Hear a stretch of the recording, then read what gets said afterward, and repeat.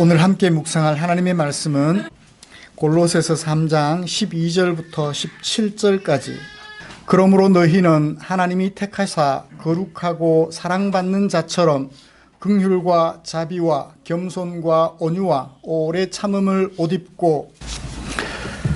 우리는 지난주에 권력의 출처는 하나님이심을 살펴보았습니다. 그리고 하나님에게서 온 권력을 사용하는 두 통치자를 비교해 보았죠. 빌라도와 예수님. 비교하면서 권력을 잘못 사용하였을 경우와 권력을 잘 사용하였을 경우를 대조하여 보았습니다. 하나님에게서 온 권력을 자신의 자리를 지키는 데 사용하였을 경우에는 무죄한 예수님을 죽게 하는 큰 과오를 범할 수 있음을 살펴보았습니다. 그리고 하나님에게서 온 권력을 나가 아닌 너를 위하여 사용하시는 예수님을 살펴보면서 나는 죽었지만 너를 살릴 수 있었음을 살펴보았습니다. 그런 예수님 때문에 우리가 하나님의 백성이 되어 행복하게 살아가고 있다는 사실을 생각하면서 주님의 은혜를 다시 한번 감사하는 시간을 가졌었지요. 내가 죽어서 너를 살리는 것이 나를 위하는 것이다. 예수님은 그것을 우리에게 분명히 보여주셨습니다.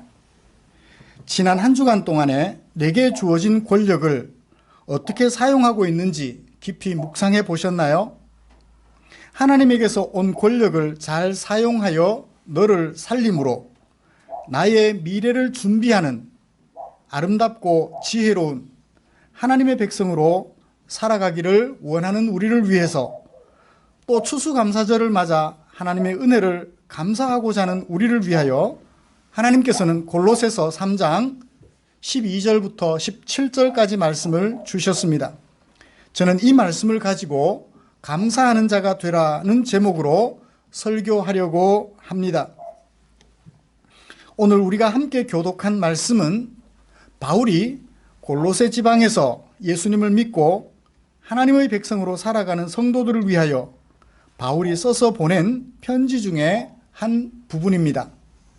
세 개의 동사를 사용해서 세 가지를 권면하고 있습니다. 명령법 동사를 사용해서 세 가지를 권면하고 있어요. 첫 번째 권면은 12절부터 14절까지입니다. 그러므로 너희는 옷 입어라. 옷 입어라. 이 옷 입으라는 얘기는 아니에요. 그죠? 무엇으로 옷 입어요? 긍휼과 자비와 겸손과 온유와 오래 참음이라는 옷을 입어라. 그 옷은 어떤 색깔일까요? 예수님 색깔이죠. 그 옷은 누가 디자인했을까요? 하나님이 디자인하셨겠죠. 크기는 얼마나 될까요? 예수님만큼 되겠죠. 그래요. 바울이 우리에게, 골로새 성도들에게 입으라고 한 옷은 긍휼과 자비와 겸손과 온유와 오래 참음, 첫 번째 권면이었습니다. 어떻게 함으로?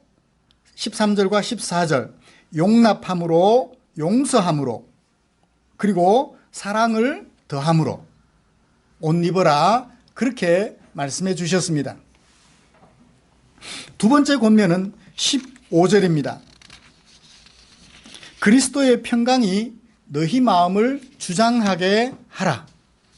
네가 너의 마음을 주장하게 하지 말고 그리스도의 평강이 너를 주장하게 하라. 그래서 어떤 자가 되라? 감사하는 자가 되라. 그리스도의 평강이 우리 마음을 지배하게 되면 우리는 감사하는 자가 된다는 것을 두 번째로 말씀해 주셨습니다. 세 번째는요, 16절과 17절입니다. 그리스도의 말씀이 너희 속에 거하게 하라. 거하여라고 되어 있는데요, 거하게 하라, 명령법 동사입니다. 거하게 하라. 어떻게 해서?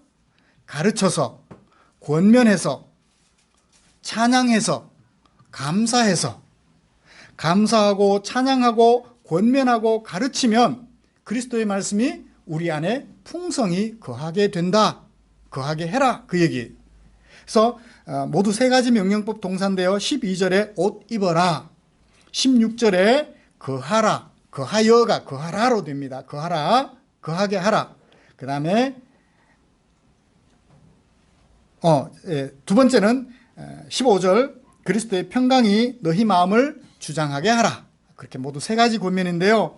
첫 번째 권면은 오늘 우리 감사절하고는 상관이 없는 것 같아요.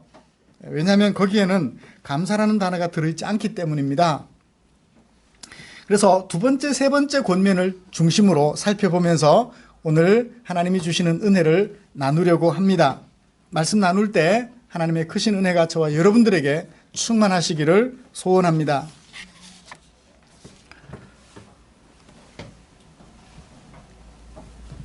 바울이 골로새 성도들에게 권면하는 첫 번째 권면은 15절입니다.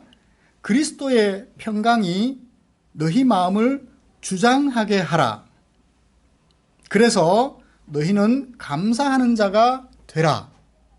그렇게 권면을 했습니다. 오늘날에 보면 감사절 절기를 지키는 사람들은 참 많습니다. 오늘도 우리가 감사절 절기를 지키고 있어요.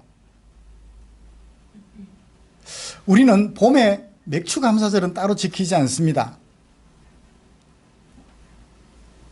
왜냐하면 오늘 우리가 살아가는 사회가 농경사회가 아니라서, 우리 살아가는 지역이 농경사회가 아니라서 농사를 실제로 짓는 분들이 그렇게 많지 않기 때문입니다.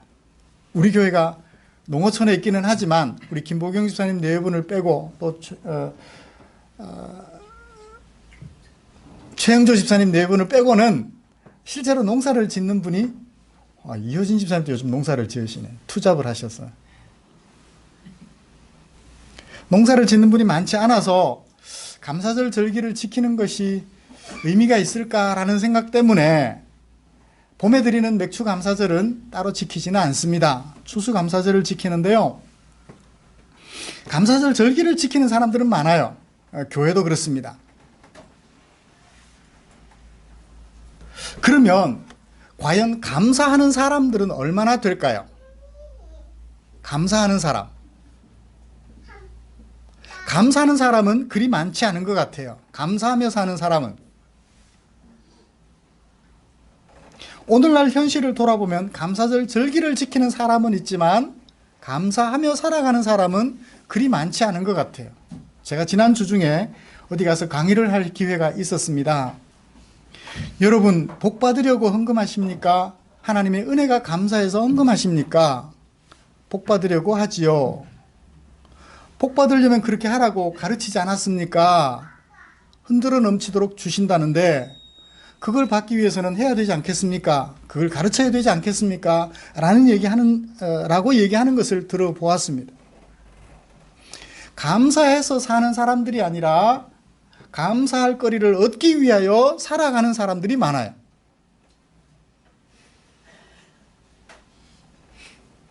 바울이 골로새 교회에 필요하다고 생각하여 권면하고 있는 것은 무엇입니까? 복 받으려고 감사하라 라고 얘기를 하지 않습니다. 그냥 감사하는 자가 되라고 그래요. 왜 골로새 성도들에게 감사하는 자가 되라고 했을까요? 복 받기 위해서. 12절로 돌아가 보십시다. 같이 읽어볼까요? 시작. 그러므로 너희는 하나님의 택하신 거룩하고 사랑받는 자처럼 옷 입어라. 예. 너희는 어떤 자다? 하나님이 택하사 거룩하고 사랑받는 자가 되었다라고 얘기를 합니다. 이것이 항상 전제가 돼요. 너는 하나님의 택하심을 받고 그리고 거룩한 자처럼 사랑받는 자처럼 인정을 받고 있으니 이렇게 하라라고 얘기를 하는 거예요. 만약 골로새 사람들이, 이 편지를 읽을 사람들이 아직 예수 그리스도를 구주로 영접하지 않아서 하나님의 백성이 되지 않았다면 바울의 이 권면 필요해요? 필요 없어요? 필요 없죠. 그들은 어떻게 감사하는 자가 되어야 되나요? 복 받기 위해서 감사하는 자가 될 수밖에 없어요. 돈을 주고 하나님의 거룩하시고 사랑받는 자가 되어야 되는 거예요. 돈을 주고 사는 거예요. 누구처럼? 바울이 전도 여행을 하는 중에 바울이 귀신을 쫓아내고 병자를 고치니까 어떤 친구가 얘기해요. 바울에게. 그 권력, 그 권세에 얼마 주면 살 수 있느냐고. 내게도 좀 팔아라고. 돈을 주고 사는 것과 다를 바가 없어요. 우리가 하나님의 백성이 되었기 때문에 감사해서 감사하는 자가 되는 것이지, 감사하는 자가 되는 것이 복 받기 위해서, 하나님이 가지고 있는 그 복을 내 것으로 삼기 위해서 감사하는 자가 되는 것은 아니라는 거예요. 그럼에도 불구하고 오늘날에 우리 신앙생활하고 있는 현실은 상당 부분 그런 요소들이 많습니다. 복을 받기 위해서, 잃은 것을 얻기 위해서, 하나님에게 있는데 내게는 없어서 그것을 얻기 위해서 뭔가를 하나님에게 드려야 되는 것처럼 생각을 하는 거죠. 감사해서 하는가요? 의무라서 하는가요? 감사해서 하는 것과 의무감 또는 무엇을 얻으려고 하는 것의 차이점은 분명하게 우리 눈에 보입니다. 그것이 의무이거나 또는 무엇을 얻기 위해서 하는 경우, 감사하는 경우, 그것은 나의 권리와 상충하게 되는 경우가 생겼을 때 문제가 돼요. 내가 의무라서 감사를 해요. 복을 받기 위해서 감사를 하는데 내 권리와 충돌을 일으키면 그 의무를 이행하고 싶을까요? 하기 싫을까요? 내 권리와 충돌이 될 때 싫어요. 왜요? 내 권리가 더 소중해요. 내가 하나님의 도움을 받지 않아도 내가 수억을 벌 수 있는 길이 있어요. 그런데 하나님께 도움을 구하는 거 필요가 없잖아요. 그러니까 내 힘으로 얼마든지 할 수 있는데, 내 권리인데. 근데 그 권리를 주장하다가 보면은 내가 하나님의 백성으로서 감당해야 될 의무를 놓쳐버릴 수가 있다는 거예요. 왜? 상충하기 때문에. 의무를 이행하면 그것이 사라져버리고 내 권리를 주장하면 그것이 내 주머니에 들어와요. 그럴 때 어떻게 해요? 의무 이행하는 것을 포기하고 마는 거예요. 그러나 감사해서 하게 되면 어떻게 될까요? 그것을 내 주머니에 넣을 수 있는 권리가 있지만 그 권리를 포기해요. 고마워서 그 일을 하기 때문에. 그 일을 기쁨으로 감당하게 됩니다. 너무 어려운가요? 엄마의 역할을 보죠. 엄마가 밤에 잠을 충분히 잘 권리가 있어요. 그런데 태어난 아기가 밤에 울어요. 내가 태어난 아기를 보면 사랑스럽고 고마워요. 나와 남편을 너무너무 행복하게 해주니까. 그래서 어떡합니까? 자야 하는 내 권리를 포기하고 아이에게 정신을 차려서 젖을 물리는 거예요. 내 권리와 감사해서 감당해야 될 의무가 상충할 때 정말 감사해서 하는 거라면 내 권리를 내려놓게 돼요. 내가 잠을 못 잘지라도 그 아이를 부둥켜 안고 젖을 물리거나 심하게 울면 업고 밤에라도 바깥을 다니게 되는 거예요. 왜? 감사하고 사랑하니까. 이렇듯 감사해서 하는 것과 어떤 것을 받기 위해서 하는 것은 분명한 차이점을 우리에게 보여주고 있습니다. 요즘 우리나라가 그런 걸 참 많이 보잖아요. 자기 권리를 지키기 위해서 국민을 위해서 감당해야 될 의무를 감당하지 못합니다. 내 권리가 더 소중하니까. 내 권리를 더 주장하기 위해서 국민을 위해서 감당해야 될 지도자로서의 책무를 놓쳐버리는 거예요. 내 자리를 지키기 위해서 포기하는 거죠. 그러므로 감사절 절기를 지키는 사람은 많은데 감사하는 사람은 적다는 우리의 현실을 마음속 깊이 새겨보셔야 할 것 같습니다. 그래서 바울이 뭐라고 말하나요? 감사절기 지키는 사람 되지 말고 감사하는 자가 되라고 우리에게 말씀하고 있는 거예요.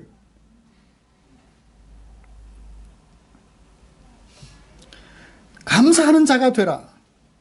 어떻게 해서? 그리스도의 평강이 너희 마음을 지배하게 해서. 그 다음 우리에게 주신 말씀은 16절과 17절입니다. 두 번째 권면은 뭔가요? 그리스도의 말씀이 너희 속에 풍성히 거하게 하라 라고 얘기를 하고 있습니다. 말씀이 우리 속에 풍성히 거하게 하라고 말씀하고 있는 것이죠. 이 부분의 핵심은 하나님의 말씀이 우리 안에 거해야 한다는 거예요. 하나님의 말씀이 우리 안에 거하도록 힘쓰라 라고 얘기를 하고 있습니다. 그리고 그렇게 하려면 어떻게 해야 되나요? 가르쳐야 돼요. 권면해야 돼요.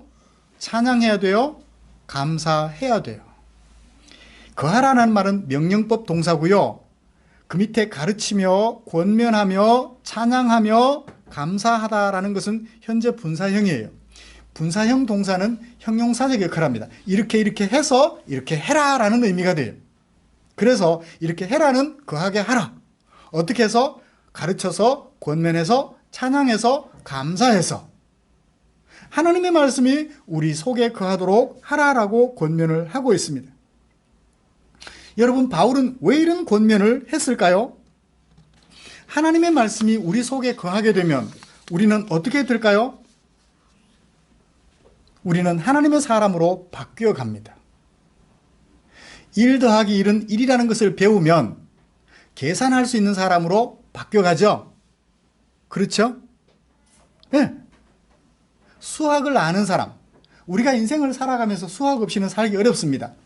1 더하기 1은 2라는 것을 배워놓으면 1 더하기 1이 2라는 사실을 아는 사람으로 변해가요. 모르면요, 두 개를 놓고도 이게 뭔지 몰라요. 모른 채로 살아가면 얼마나 답답해요. 그런 사람을 우리는 바보라고 그러죠. 안 배워서 몰라요. 그래서 바울은 골로새 성도들에게 말하기를 하나님의 말씀이 너희 속에 거하게 하라라고 얘기를 하고 있습니다. 왜요? 그들은 하나님의 택하심을 받아서 거룩하고 사랑받은 자처럼 되었기 때문입니다. 하나님의 택하심을 받았기 때문에 그들은 그들의 마음속에 하나님의 말씀으로 가득하게 채워야 했던 것입니다. 사실은 그들의 마음속에 뭐가 가득했을까요? 그동안? 하나님의 말씀보다는 세상 욕심이 가득하고 세상 습관이 가득하죠. 지금까지 살아왔던 것. 어떤 건가요? 장유, 유서. 나이 1살이라도 많으면 반말 들으면 기분 나빠요. 그죠? 반말 들으면 기분 나쁜가요? 반말 때문에 기분 나쁜 것이 아니라 1살 더 먹었다고 나이 값은 못하면서 나이 대접 받으려 하니까 기분 나쁜 거죠. 장유유서가 유교 문화에서는 참 좋습니다. 좋아요. 질서를 잡아가는 데는. 그런데요, 나이 값을, 그 장유유서 값을 잘 해주면 좋은데 그걸 잘 못하면서 나이값, 잘 못하면서 권위 인정받으려 하니까 그게 문제가 되는 거라고요. 그러니까 그 속에 하나님의 말씀이 없고 세상 욕심이나 세상 진리, 세상 사는 이치가 그 속에 가득한 거예요. 하나님의 말씀은 어떻게 돈을 벌으라 그래요? 정직하게 벌으라고 얘기를 해요. 많이 벌라 적게 벌라라고 얘기하지는 않습니다. 많이 벌 수도 있고 적게 벌 수도 있어요. 어떻게 벌어라? 하나님의 말씀은 정직하게 벌라고 얘기를 하죠. 줘야 될 임금을 주지 않거나 그렇게 해서 착복해서 부자가 되라고 말씀하지는 않는다고요. 정직하게 돈을 벌어라 그래요. 많이 벌든 적게 벌든 정직하게 일해서 그렇게 번 돈으로 헌금을 해서 나보다 더 가난한 사람들을 보살펴 그들이 굶어 죽지 않도록 도와주라고 우리에게 말씀하고 있죠. 하나님의 말씀은 그렇습니다. 자, 이렇게 하나님의 말씀이 우리 안에 가득하게 되면 뭐가 제일 먼저 바뀔까요? 생각이 바뀌어요. 말씀이 우리의 생각을 바꿔놓습니다. 아, 그렇게 하면 안 되는구나. 생각을 바꿔놓으면, 생각이 바뀌면 뭐가 바뀌어요? 행동이 바뀌게 됩니다. 사람은 생각하는 만큼 행동하게 돼 있어요. 행동이 바뀌게 됩니다. 행동이 바뀌면 뭐가 바뀔까요? 행동이 누적되면 습관이 돼요. 아침에 나갈 때 여보 다녀올게. 여보 다녀오세요.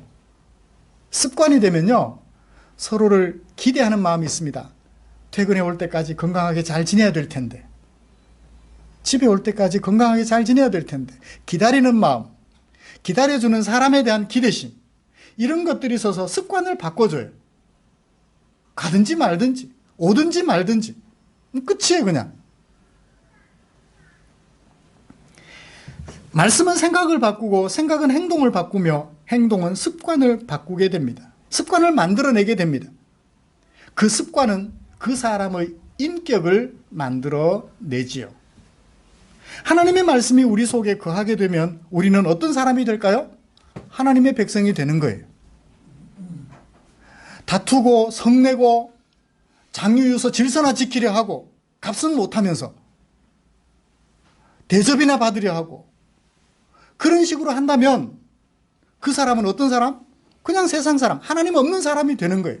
이 세상에는 두 종류의 사람밖에 없습니다. 하나님의 사람, 하나님의 아닌 세상의 사람. 그러므로 바울은 말합니다. 하나님의 말씀이 너희 속에 거하게 해라. 그렇게 하려면 우리가 어떻게 해야 돼요? 가르쳐라, 권면해라, 찬양해라, 감사해라. 그 중에 하나가 감사 들어가 있어요. 감사를 하다가 보면 우리 속에 뭐가 거하게 돼요? 하나님의 말씀이 거하게 돼요. 감사를 드리다가 보면 하나님의 말씀이 자연스럽게 우리에게 들어오게 된다는 것입니다. 예를 들어서 부모가 우리에게 베풀어준 은혜를 마음속에 생각하여 감사하는 마음을 자꾸 새기다가 보면 어떻게 되나요? 부모님에 대한 기대심이 커지게 되고 부모님에 대한 신뢰도가 높아지게 되고 그 부모님이 가르쳐 주신 말씀들을 자꾸 마음에 새기게 돼요. 그래, 아버지가 그렇게 하지 말라고 했는데, 아버지가 그렇게 하지 말라고 했는데, 엄마가 우리에게 그렇게 모범을 보여주셨는데 나는 이래서 안 되지. 사랑받아보지 못한 사람 사랑할 수 있을까요? 사랑 못할까요? 못해요. 사랑이 뭔지를 몰라요. 엄마의 사랑을 받아본 사람이 자식을 키우면서 사랑을 보여줄 수 있어요. 엄마의 사랑을 받아보지 못한 사람들은 엄마로서 사랑을 어떻게 해야 베풀어 주는 건지를 잘 몰라요. 물론 본성이 있어서 최선을 다해서 해주겠지만 결코 무시하는 것은 아닙니다만은 받아본 만큼 사랑의 깊이를 더해갈 수가 있는 것을 우리는 잘 알고 있습니다. 그렇습니다. 감사의 유익은 바로 이거예요. 우리로 하여금 하나님의 은혜를 자꾸만 되새김질하게 되고 하나님의 은혜를 되새김질하다 보니까 더욱더 말씀을 사모하게 돼요. 그래, 지난번에 하나님께서 우리에게 이렇게 말씀하셨는데 그렇게 해보니까 우리가 행복해지더라는 거예요. 그래서 어떻게 해요? 그렇게 자꾸 살 수밖에 없죠. 말씀을 내 마음속에 자꾸 새길 수밖에 없어요. 그런데요, 감사절만 지키는 사람들은 그걸 못하죠. 감사절 지켰다, 그걸로 끝이에요. 감사절에 헌금 드렸다, 남들보다 조금 더, 그걸로 땡이에요 그냥. 그래서 어떻게 해? 아무것도 없어요.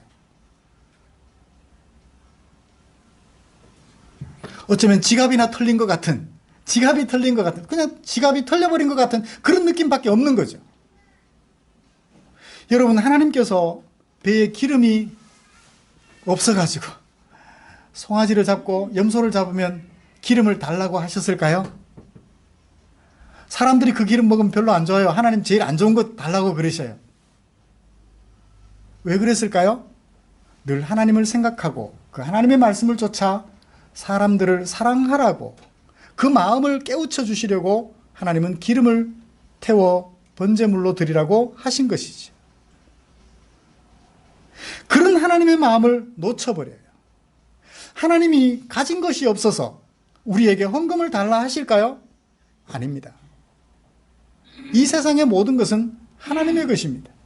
그런데 우리에게 헌금을 요구하시는 이유는 뭘까요? 나보다 어려운 사람들을 보살펴 그들이 어려움 속에서 헤어나올 수 있도록 용기를 북돋워주는 일에 쓰라고, 그래서 헌금을 드리라고 말씀하신 것이죠. 우리 공동체를 아름답게 하기 위해서 그렇게 말씀하셨던 거예요. 그러므로 감사절 지켜서 끝이다 라고 말하면 그걸로 그냥 끝이에요.